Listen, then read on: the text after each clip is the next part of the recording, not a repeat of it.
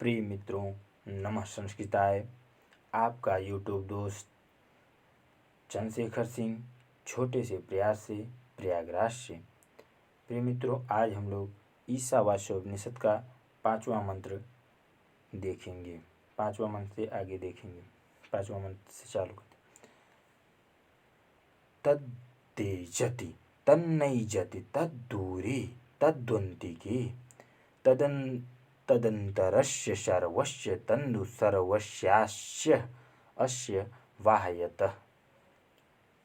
तत् एजति तत् न एजति तद्दूरे तत् उ अन्तिके तत् अस्य सर्वस्य अन्तः तत् अस्य सर्वस्य उ वाह्यतः।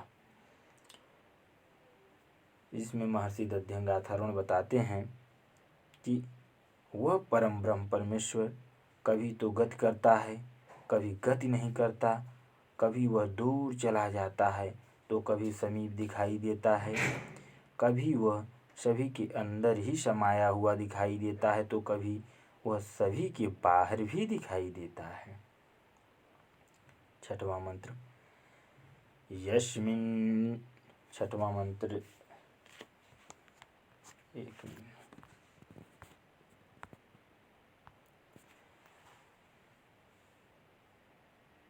यस्तो सर्वाणि भूतानि आत्मानि एकः अनुपश्यति सर्वभूतेषु चात्मानं ततो न विजुगुप्सते। इसमें महर्षि दध्यंगाथर्वण बताते हैं 6वें मंत्र में अन्वय देखें। तू यह सर्वाणि भूतानि आत्मानि एव अनुपश्यति च सर्वभूतेषु आत्मानं पश्यति ततः न विजुगुप्सते। जो मनुष्य सभी पदार्थों को अपने आप में ही अथवा अपनी आत्मा में ही देखने लग जाता है वह तथा अपने आप को सभी पदार्थों में देखने लग जाता है तो उसके बाद वह मनुष्य घृणा आदि से रहित हो जाता है। 7वां मंत्र।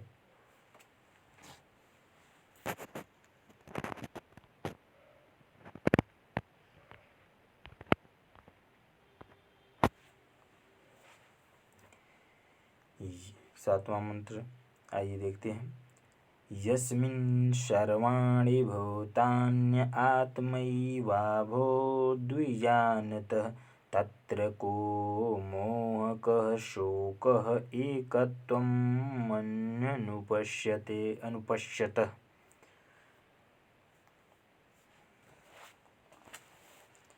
यस्मिन् विजानतः सर्वाणि भूतानि आत्मा एव अभूत् तत्र एकत्वम् अनुपश्यतः कः मोह कः शोकः। महर्षि दध्यंगाथर्वण कहते हैं कि जो मनुष्य सभी पदार्थों को अपने सामने ही जानने लग जाता है तो वह मनुष्य मोह शोक आदि से रहित हो जाता है तथा सभी को एक ही रूप में देखने लग जाता है। 8वां मंत्र आइए देखते हैं।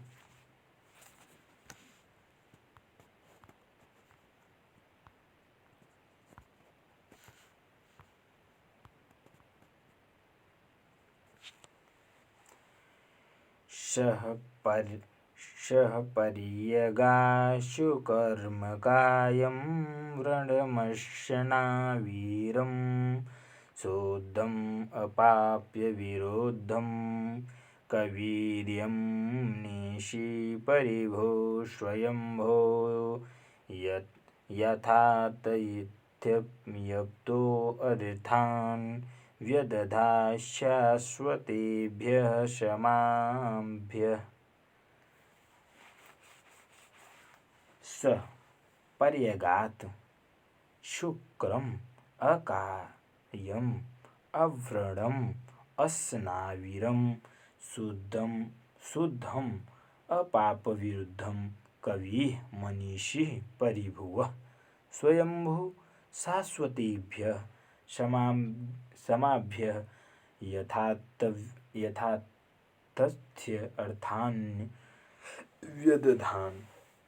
इसमें बताते हैं, महर्षि ऋषि दध्यंगात्मन कहते हैं कि वह परमेश्वर सर्वव्यापक है, तेजस्वी है, शरीर से रहित है, घावों से रहित है, श्वसन तंत्र स्नान युक्त तंत्र से रहित है, पूर्ण रूप से शुद्ध है, पापों से रहित है, सर्वद्रष्टा है, सभी के मन को जानने वाला है, सर्वज्ञ है, सब कुछ जानने वाला है, सभी पर नियंत्रण करने वाला है, स्वयं ही उत्पन्न होने वाला है तथा पिछले अनेक वर्षों से लोगों की योग्यता के अनुसार कर्मों का अथवा धन संपत्तियों का विभाजन करता आ रहा है। आइए 9वां मंत्र देखते हैं।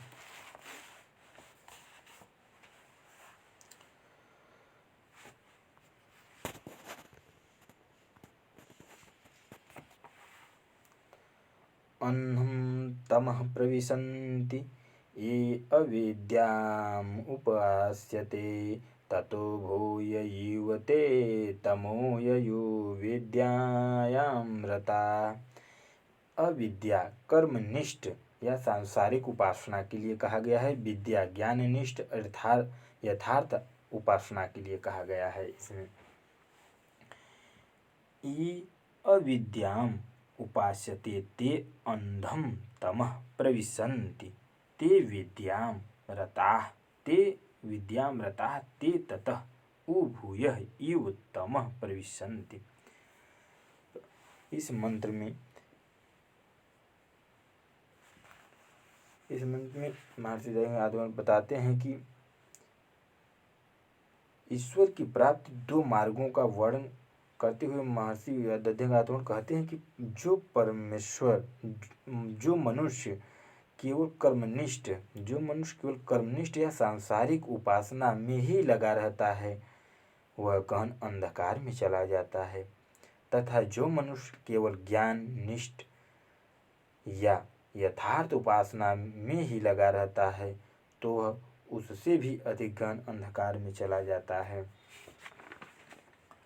या ऐसे कर सकते हैं, जैसे जो मनुष्य अविद्या अर्थात कर्म की उपासना करते हैं वे घोर अंधकार में प्रवेश करते हैं, और जो विद्या में ही रत हैं वे उससे भी अधिक अंधकार में प्रवेश करते हैं।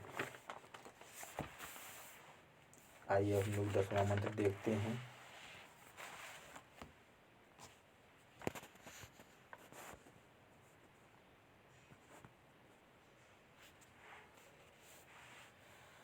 अन्यदाहुर्वेद्यया इति शुश्रूं धीराणाम् न तस्तद्य विचक्षिरे। विद्याया अन्यत् एव आहु अविद्या अन्यत् आहु इति धीराणां शुश्रूं येन तद्विचक्षिरे।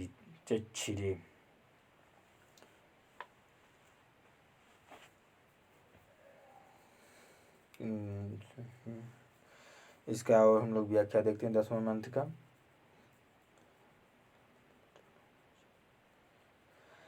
इस मंत्र में ईश्वर की प्राप्ति के संबंध में विद्वानों में प्रचलित दो मतों का विवेचन करते हुए महर्षि दध्यंगात्मन कहते हैं कि विद्वानों के अनुसार तो उस परम ब्रह्म परमेश्वर को विद्या यानी ज्ञाननिष्ठ या यथार्थ उपासना के द्वारा प्राप्त किया जा सकता है।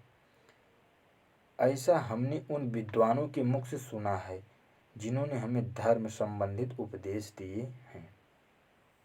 आइए हम लोग 11वां मंत्र देखते हैं।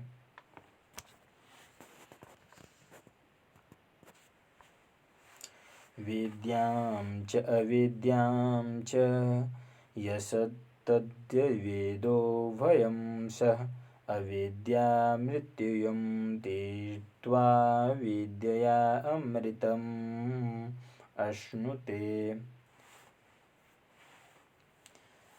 यः तत् उभयं विद्यां च अविद्यां च सः वेदः सः अविद्यया मृत्युं तीर्त्वा विद्यया अमृतम् अश्नुते। जो मनुष्य विद्या एवं अविद्या अर्थात दोनों को ही साथ साथ समझने लग जाता है, अर्थात ज्ञाननिष्ठ एवं कर्मनिष्ठ दोनों प्रकार की उपासना करता है, तो वह मनुष्य अविद्या के द्वार तो मृत्यु से तर जाता है तथा विद्या के द्वार मोक्ष रूपी अमृत को प्राप्त करता है। आइए हम लोग ब्रह्मा मंत्र देखते हैं।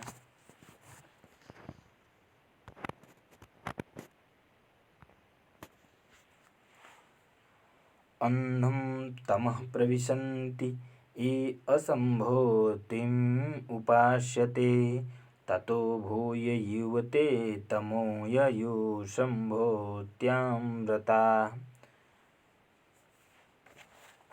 इसमें संभूति असंभूत के बारे में बताया गया है। संभूति का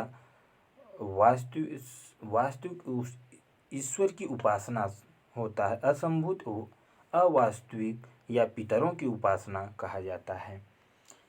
ये असंभूतिम उपास्यते ते अंधम तमः प्रविशन्ति ये असंभूत्यामृताः ते तत् उभूय युवतमः। आइए हम लोग इसका व्याख्या देखते हैं। इसमें महर्षि दध्यंगा अथर्वण बताते हैं कि जो मनुष्य केवल असंभूत अर्थात अवास्तविक या पितरों की ही उपासना करते हैं वे गहन अंधकार में चले जाते हैं, तथा जो मनुष्य केवल संभूत अर्थात वास्तविक ईश्वर की ही उपासना करते हैं वे उनसे भी अधिक गहन अंधकार में चले जाते हैं। आइए हम लोग 13 मंत्र देखते हैं। अन्यदेवाहुसंभवादन्यदाहुरिसंभवात् इति शुश्रूं धीराणाम् येन विचिच्छिरे। संभवात् अन्यत् एव आहु असंभवात् अन्यत् आहु इति धीराणां शुश्रूं येन तत् विचिच्छिरे। इसमें कहते हैं कि ऋषि दध्यंगाथर्वण बताते हैं, कहते हैं कि कुछ विद्वानों के अनुसार तो उस परम ब्रह्म परमेश्वर को संभूति विनाश रहित ईश्वर की उपासना के द्वारा प्राप्त किया जा सकता है, तथा कुछ विद्वानों के अनुसार उस परम ब्रह्म परमेश्वर को असंभूत यानी विनाश रहित विनाशिक पितरों की उपासना के द्वारा प्राप्त किया जा सकता है। ऐसा हमने उन विद्वानों के मुख से सुना है जिन्होंने हमें धर्म संबंधित उपदेश दिए हैं। 13 पुनः आइए देखते हैं 13। अन्यदेवाहु संभवाद्यन्यदाहुरत्संभवात् इति शुश्रूं धीराणां ये न तत् विचिच्छिरे। यह तत् उभय संभवात् अन्यत् एव आहु संभवात् अन्यत् आहु इति धीराणां शुश्रूं येन न तत् विचिच्छिरे। महर्षि कहते हैं कि कुछ विद्वानों के अनुसार तो उस परम ब्रह्म परमेश्वर को संभूत विनाश रहित ईश्वर की उपासना के द्वारा प्राप्त किया जा सकता है, तथा कुछ विद्वानों के अनुसार उस परम ब्रह्म परमेश्वर को असंभूत विनाशिक पितरों की उपासना के द्वारा प्राप्त किया जा सकता है, ऐसा हमने उन विद्वानों के मुख से सुना है जिन्होंने हमें धर्म संबंधित उपदेश दिए हैं। आइए अब लोग 14 मंत्र देखते हैं।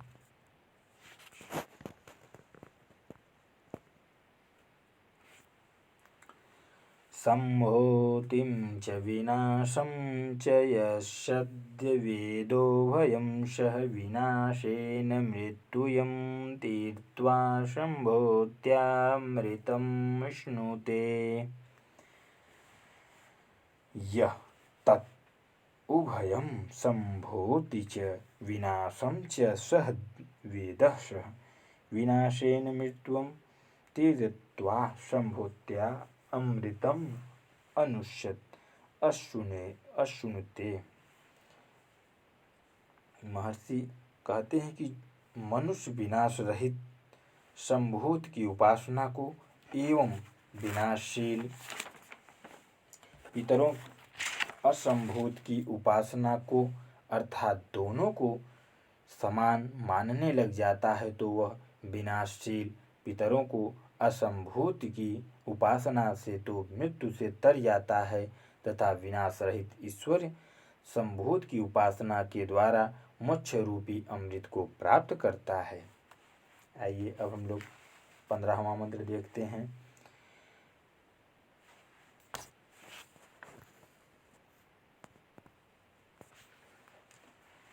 हृदयम् येन पात्रेण सतस्य पिहितं मुखं त्वं तत्त्वं पोषण्यपावृणु सत्यधर्माय दृष्टये। इस 15वें मंत्र में इसका अन्वय आइए देखते हैं। पोषण सतस्य मुखम हिरण्येन पात्रेण अपिहितं सत्यधर्माय दृष्टये तत्त्वम् अपावृणु।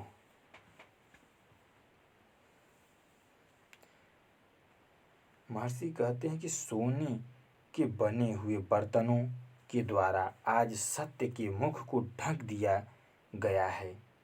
इसमें सत्य एवं धर्म के मार्ग पर चलने की कामना करने को बताया गया है। इस महर्षि कहते हैं कि सोने के बने हुए बर्तनों के द्वारा आज सत्य के मुख को ढक दिया गया है, अर्थात लोग सोना धन संपत्ति के लालच में पड़कर सत्य एवं धर्म के मार्ग को छोड़ रहे हैं। अतः वे पोषणकर्ता परमेश्वर उस सत्य धर्म को देखने के लिए तुम ईश्वर रूपी आवरण को नष्ट कर दो, दूर कर दो, अर्थात हमें सदैव सत्य एवं धर्म के मार्ग पर चलाओ, अधर्म के मार्ग पर मत ले चलो, सत्य के मार्ग पर धर्म के मार्ग पर ले चलो। आइए 16 मंत्र देखते हैं। पोषण्ये कर्षेयं सूर्य प्रजापत्यहव्यो रश्मिन् समूह यजो यत्ते रूपं कल्याणतमं तत्ते पश्यामि यो असाक्षौ पुरुषः सोऽहमस्मि। पोषण एक से यम सूर्य प्रजापत्य रश्मिन् व्योतेजः समूह यत्ते कल्याणतम रूपम तत्ते पश्यामि यः असौ पुरुषः अहं स अस्मि।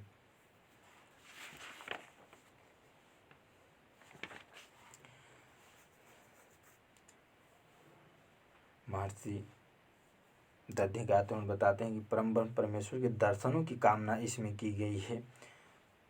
कहते हैं कि पोषण करता परमेश्वर, सबको एक नज़र से देखने वाले परमेश्वर, सभी पर नियंत्रण रखने वाले परमेश्वर, संपूर्ण संसार को प्रकाशित करने वाले परमेश्वर एवं संपूर्ण संसार का पालन पोषण करने वाले परमेश्वर, तुम अपनी किरणों के समूह को इकट्ठा कर लो।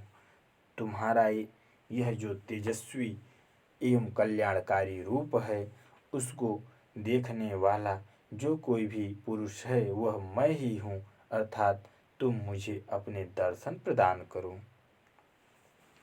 अब आइए हम लोग 17वां मंत्र देखते हैं।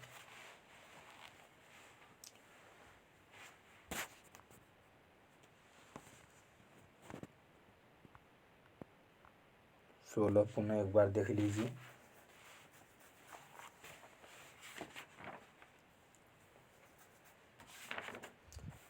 आइए 16 एक बार पुनः देख लीजिए। पूषन्ने कर्षेयं सूर्य प्रजापत्यव्यूरश्मिन् समूह यजो यत्ते रूपं कल्याणतं तत्ते पश्यामि यो असाक्यसौ पुरुषः सोऽहम् अस्मि।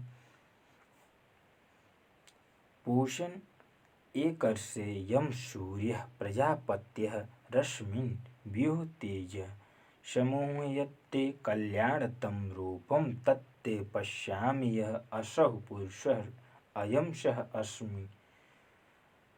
इस मंत्र में परम ब्रह्म परमेश्वर के दर्शन की कामना की बात करते हैं। महर्षि दध्यगाथवन बताते हैं कि हे पोषणकर्ता परमेश्वर, सबको एक नज़र से देखने वाले परमेश्वर, सभी पर नियंत्रण रखने वाले परमेश्वर, संपूर्ण संसार को प्रकाशित करने वाले परमेश्वर एवं संपूर्ण संसार का पालन करने वाले परमेश्वर, तुम अपनी किरणों के समूह को इकट्ठा कर लो।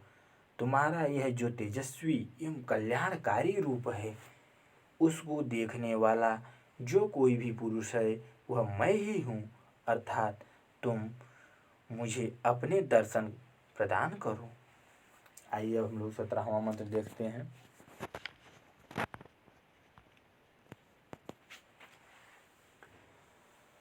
वायुर्नीलम् उतं तेदं भाष्यम् अन्तं शरीरम् उत्क्रतो ईश्मरकृतम् ईश्मरकृतो ईश्मरकृतम् ईश्मर।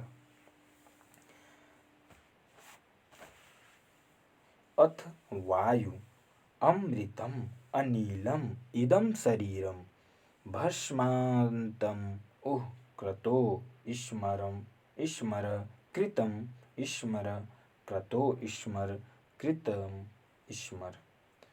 बताते हैं इसमें महर्षि दध्यगाथवन कहते हैं,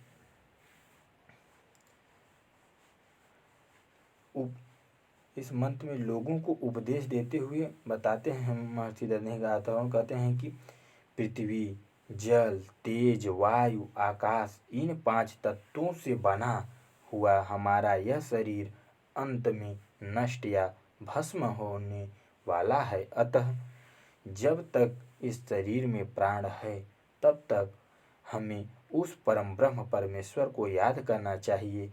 अपने द्वारा भूतकाल में किए गए शुभ व अशुभ कार्यों को याद करना चाहिए एवं भविष्य में करने योग्य शुभ व अशुभ कार्यों को भी याद करना चाहिए। कहने का तात्पर्य है कि इस शरीर को अच्छे कार्यों में उपयोग करना चाहिए। आइए अब हम लोग 18वां मंत्र देखते हैं।